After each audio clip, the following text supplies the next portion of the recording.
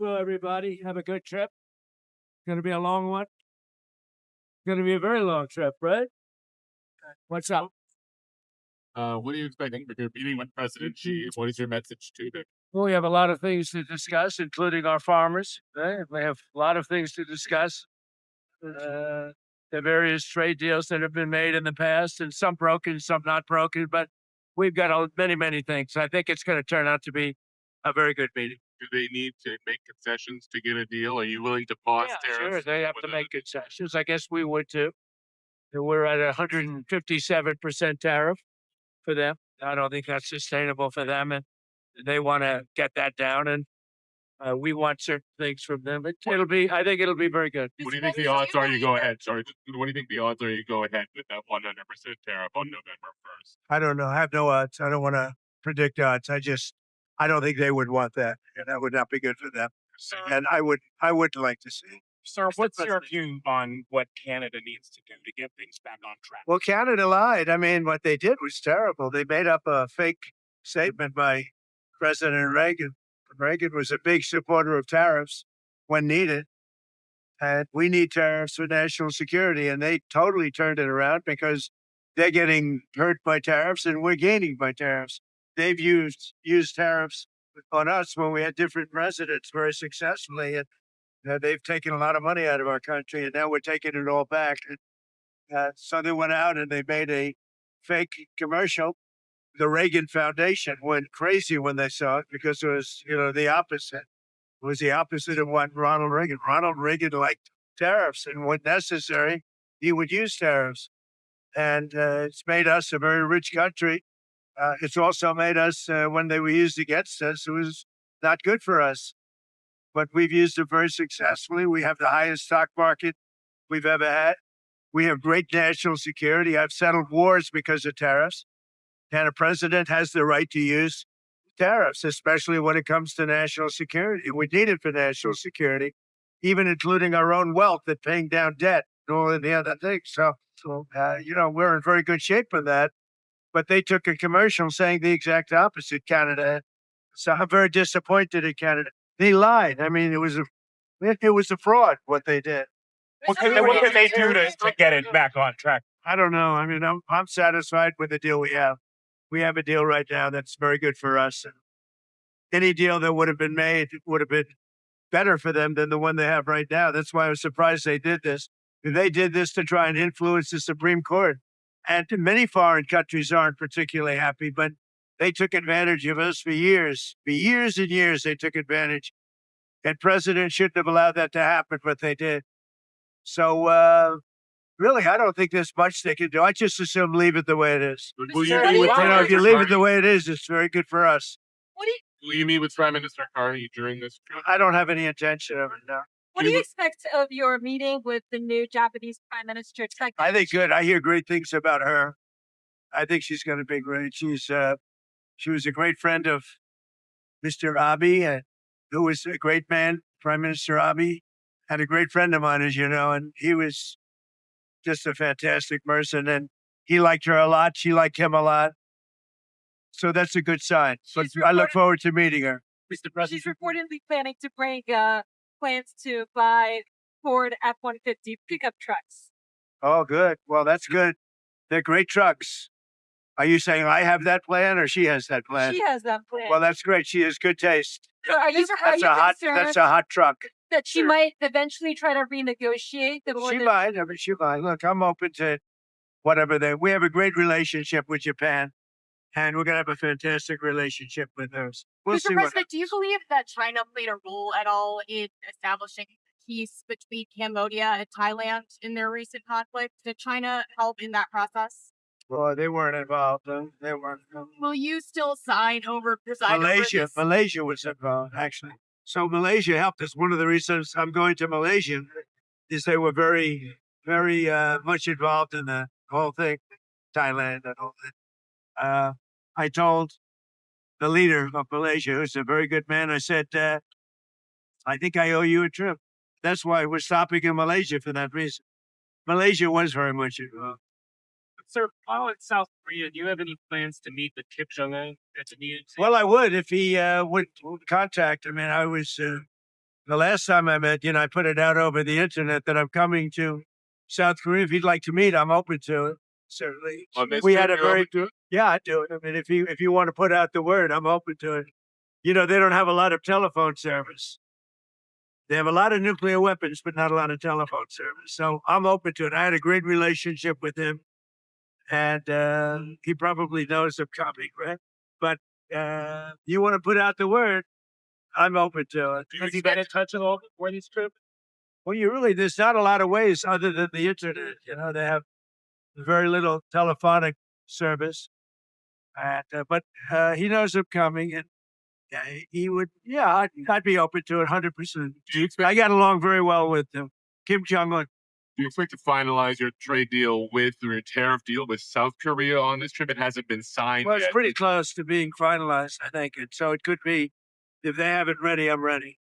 How about Malaysia and Cambodia? Those trade deals. Are you ready? Yeah, sure. If the papers are ready, we have deals with a lot of people, and they're very good deals. I hope they're very good for everybody. Do you know if How that's did you the fit- signing Who are ceremony you with? I'm with political. With Politico. Well, Do you know if the signing ceremony stepping up their game. That's good. is still going forward? There's a report just About what? recently Which one? that the Thailand prime minister may not attend due to a death in Thailand. Well, there was a change. Yeah. There was a death. So I don't know. I really don't know don't. this. No, I don't know that. How did you manage to find somebody to pay for our troops during the shutdown? He's a great gentleman. He's a great patriot. He's obviously a very substantial man. And he contributed $130 million toward the military in order to make up any difference. So he wanted to see the military get paid. So did I. And he's a wonderful man, and he doesn't want publicity. He doesn't, he'd prefer, I think, that his name not be mentioned, which is pretty unusual in the world I come from. And in the world of politics, you want your name mentioned. He doesn't. He's a great patriot. He really is. He put up $130 million in order to make sure that's a lot of money, in order to make sure that the military got paid. So And they he's reached and out he's a to big you. and he's a big supporter of mine. Is it an American citizen? It is, yeah. Great American citizen. And do you want Congress to pass a bill to allow 42 million Americans to continue to get food stamps during the shutdown? Well, I'm going to let some other people talk. I'll have a comment on that later. But the Democrats are stopping it. All they have to do is agree to let's go, and we're ready. And we voted for it many times. All we need is 5 Democrats. The Republicans vote for it, but we'll see what happens. But really, this is purely Democrat. They're doing some really bad things. I think they're lost souls. You know what that is? So they are lost souls. After this trip, do you think you'll sit down with Hakeem Jeffries and I would. I'd be willing to. I would have now too. I left. I said, "Come on over. Just put the government back. All they have to do is say yes, and it's over, and we start, and then we go into a negotiation." Look, Obamacare has been terrible. We can make it better. I'm all for that, but they're not, and they want to allow many illegal people that came into our country illegally from prisons, from mental institutions, from all over the world. They want them to get paid, and that's going to hurt the citizens of our country, and I just can't do it. Sir, what influence do you want China to exert on Russia to stop? Well, I'd love China to help us out with Russia. We put very big sanctions on Russia. I think those sanctions are going to be, they're very biting, they're very strong. But I'd like to see China help us out. I have a good relationship with, as you know, President Xi. Very good. We're going to be meeting. We'll have a good meeting. I'm pretty sure we're going to have a great meeting, maybe a great meeting. But I think we're going to do some good business. One of the things we'll talk about is the Russia-Ukraine. They're killing 7,000 people a week. Soldiers, mostly soldiers. That we'll certainly be talking about that. He'd like to see that end too. And do you worry that the sanctions are so biting that you might push Putin too far? I don't think so. No, I don't think so. He's saying, well, they won't have that much of an effect. So I don't know. Yeah, that's what he says. I don't think he's right about that. But we'll see. We'll see what happens. I think he'd like to see it over with. Earlier this week, you said that you don't think that China would make any moves on Taiwan. What gives you that? I don't think China would what? Would make any moves on Taiwan. What Well, makes I you would think hope. that? I hope they won't. We'll have to see, and maybe they will. Maybe they won't. I hope they won't. It would be very dangerous for them to do. Are you open to changing U.S. policy on Taiwan? Well, I don't want to talk about that now. I don't want to create any complexity. The trip is already complex enough. Is there But, any reason? I think China wants to have 10 great years. And they can. They can.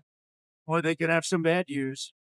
If they don't want that, we're going to have a very good meeting. If you don't get a deal, what will you do for U.S. farmers who are being impacted by this? Well, we're going to subsidize them. We'll give them some money because it's not their fault. They've been doing very well. They did very well under me. Even if you look at the ranchers for the first time in years have made some money, but the beef prices are up a little bit. So we'll have to make a determination. But the ranchers are very happy because, for many years they suffered. Now they're making a little money. They're making some money. And that's a good thing. I'm happy about that. So we'll see. But we'll see.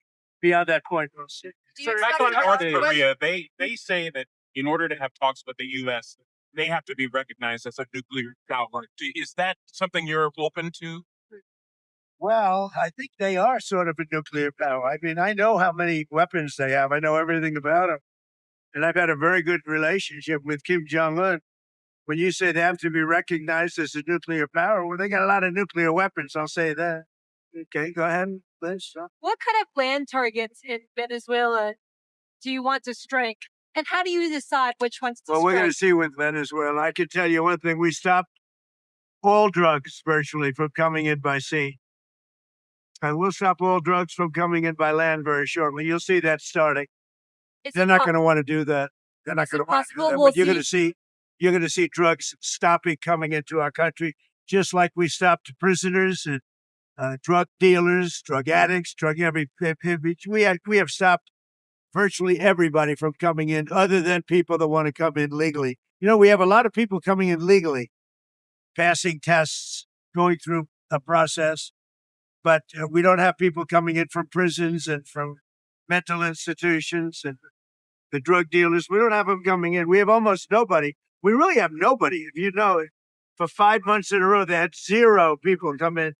And we used to have 1 million and 2 million and 3 million people coming in. Will you meet with Brazil's president on this trip? He's going to I believe we're meeting. Yeah, believe we're we meeting. met at the United Nations briefly, just before I went on, and there was no teleprompter. They didn't allow my teleprompter to work. How about that one? But I gave a good speech anyway. Have a good trip, Are you everyone. open to reducing the tariffs on Brazil? Yeah, under the right circumstances. Mr. President, what do you talk about AI with President Xi? But we're leading AI. We're leading China in AI. We're leading everybody in AI. We're doing very well. We have plants being built all over the country. We're going to have maybe $21 trillion by the time my first year is up. Nobody's ever had that. We've already hit $17 trillion. No country has ever hit numbers like that. That's investment into our country. We have auto factories open. You saw General Motors yesterday at Ford. They took a big leap forward because of tariffs, but they took a big leap. They went way up. We're respected again, is really respected as a country. And a lot of that has to do with the tariffs. And tariffs are giving us national security and strength. Thank you very much. Thank you, Mr. President. Have a good time. Go to sleep, everybody, right? Are you going to sleep? I don't know. I'd love to. I don't know.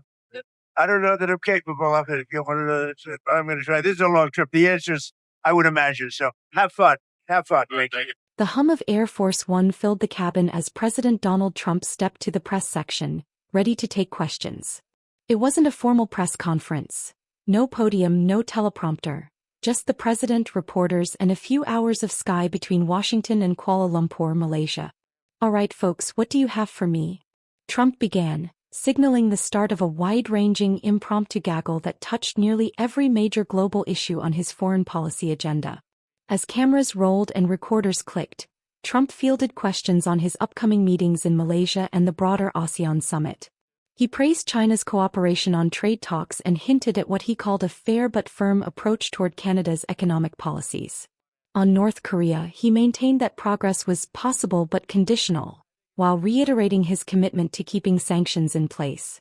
Reporters pressed him on U.S.-Russia relations, To which he responded that dialogue must continue, even when we disagree. This was classic Trump. Candid, combative, and unfiltered. For those on board, it was a reminder of how he uses these informal Q&A sessions not only to address the press but to speak directly to his supporters back home. The gaggle, later posted to the official White House channel, quickly became one of the most discussed clips of the week. Pundits and commentators dissected every word, analyzing what it meant for the administration's Asia strategy and trade negotiations. From a media standpoint, these Air Force One gaggles serve as a unique window into the presidency. Away from the briefing room, Trump's tone tends to shift. More conversational, sometimes confrontational, often headline-making. As the plane touched down in Kuala Lumpur, the sound bites from the sky were already circling the globe. For journalists and viewers alike, this wasn't just another press stop. It was a mid-air snapshot of American diplomacy in motion.